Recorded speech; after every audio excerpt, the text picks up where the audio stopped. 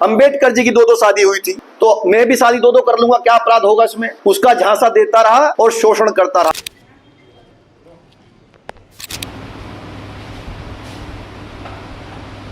अपने खिलाफ हुए अत्याचार के लिए, न्याय के लिए हिंदुस्तान की न्यायपालिका से चिल्ला के कह रही है, मुझे न्याय दीजिए। चंद्रशेखर रावण जैसे व्यक्ति ने उसका शोषण किया, अब बोलने के लिए तैयार नहीं है। एफआईआर आज तक हिंदुस्तान में हुई नहीं। बड़ा दुर्भाग्यपूर्ण विषय है। करणी सेना पर आरोप लगाते आए हैं कि क्षत्रिय की बात करती है, क्षत्रिय की लड़ाई लड़ती है। आज उन लोगों को भी कह देना चाहता हूं, करणी सेना अगर मैदान में है तो दलित बेटी के सम्मान में है। मैं आग्रह करना चाहता हूं हिंदुस्तान की सरकार से, न्यायपालिका से, ऐसे व्यक्ति की जगह जो दलित को ब्लैकमेल का काम कर रहा है, दलित की बेटी का शोषण कर रहा है, पार्लियामेंट में नहीं है। चंद्रशेखर रावण की जगह सलाखों के पीछे है। आप सभी का प्रेस बंधुओं का स्वागत। सर्वप्रथम आज की प्रेस वार्ता बहुत ही महत्वपूर्ण विषय है। हिंदुस्तान के अंदर हिंदुस्तान की बेटी हिंदुस्तान से बाहर बैठकर गुहार लगा रही है। सभी को मालूम है, विपक्षी दलों को भी मालूम है, सत्तारूढ़ पार्टी को भी मालूम है, लेकिन कोई भी सुनने के लिए तैयार नहीं है। रोहिणी घावेरी अपने खिलाफ हुए अत्याचार के लिए, न्याय के लिए हिंदुस्तान की न्यायपालिका से चिल्ला के कह रही है, मुझे न्याय दीजिए। चंद्रशेखर रावण जैसे व्यक्ति ने उसका शोषण किया, अब बोलने के लिए तैयार नहीं है। एफआईआर आज तक हिंदुस्तान में हुई नहीं है। बड़ा दुर्भाग्यपूर्ण विषय है। उसी के मध्य रोहिणी के माता पिता से हमारी बात हुई, रोहिणी से हमारी बात हुई।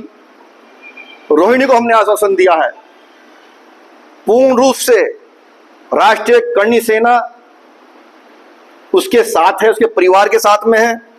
जो लोग करणी सेना पर आरोप लगाते आए हैं कि क्षत्रिय की बात करती है, क्षत्रिय की लड़ाई लड़ती है, आज उन लोगों को भी कह देना चाहता हूं, करणी सेना अगर मैदान में है तो दलित बेटी के सम्मान में है।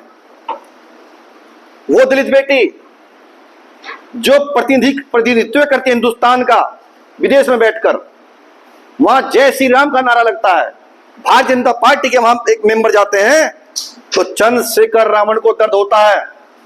वो फोन करके बोलता है कि आपने जय श्री राम कर भारत माता का नारा विदेश के अंदर क्यों लगने दिया। रोहिणी पर प्रेशर बनाता है, शादी करने का झांसा देता है, दिल्ली बुलाकर उसका शारीरिक और मानसिक शोषण करता है। सारे गवाह और सबूत होने के बावजूद रावण जैसे व्यक्ति सलाखों के पीछे नहीं है। एफआईआर नहीं हुई है, उसके मां बाप भयभीत हैं। उनको एक आर्मी के द्वारा, इसकी आर्मी द्वारा धमकाया जा रहा, डराया जा रहा है। मैं कह देना चाहता हूं, एक दलित की बेटी की आवाज हिंदुस्तान के अंदर कोई दबा नहीं सकता। पूर्ण करणी सेना दलित के साथ है, दलित की बेटी के साथ है, उसकी आवाज दबने नहीं देंगे। और जब तक रोहिणी को न्याय नहीं मिलेगा, ये लड़ाई जिला स्तर से लगाकर पार्लियामेंट और न्यायपालिका तक लड़ी जाएगी, तब तक हमारी दलित की बेटी को न्याय नहीं मिलेगा। उसके बाद कितनी दलित की बेटियों का शोषण हुआ है, मैं चुप है।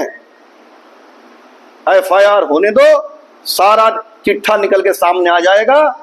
मैं आग्रह करना चाहता हूं हिंदुस्तान की सरकार से, न्यायपालिका से, ऐसे व्यक्ति की जगह जो दलित को ब्लैकमेल का काम कर रहा है, दलित की बेटी का शोषण कर रहा है, पार्लियामेंट में नहीं है। चंद्रशेखर रावण की जगह सलाखों के पीछे है। अगर बात करें संबंधों की, तो उन्होंने बहुत कई साल पहले अपने संबंध बताए थे, तो ये क्या कारण रहा जो अपनी आवाज निकालने की? उसने एक बहुत अच्छा टाइटल उसको समझाया, एक बहुत अच्छा मुहावरा देकर समझाया। उस विषय में मेरी बात हुई। अंबेडकर जी की दो शादी हुई थी, फला फला व्यक्ति की दो शादी हुई थी, तो मैं भी शादी दो कर लूंगा, क्या अपराध होगा इसमें? इसमें क्या अपराध होगा? उसका झांसा देता रहा और शोषण करता रहा। जब उसने शादी की बात की तो उसने साफ मना कर दिया कि तुम्हारी मनुवादी सोच है, ऐसी सोच की लड़की से मैं शादी नहीं कर सकता। इस तरह के झांसे देकर उसने शोषण किया है कई दलित लड़कियों का।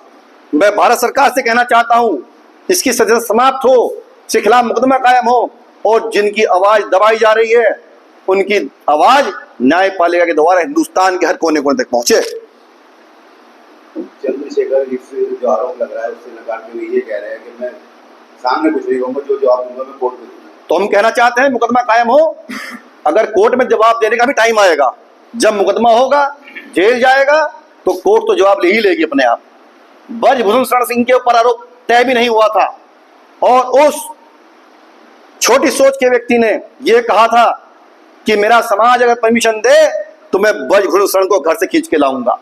और हम कहना चाहते हैं, करणी सेना संदेश देना चाहती है, या तो चंद्रशेखर रमण होश में आ जाए, अपना गुनाह कबूल कर ले, अगर वो गुनाह कबूल नहीं करता तो करणी सेना आंदोलन करेगी और जेल में भिजवाने तक यह आंदोलन जारी रहेगा।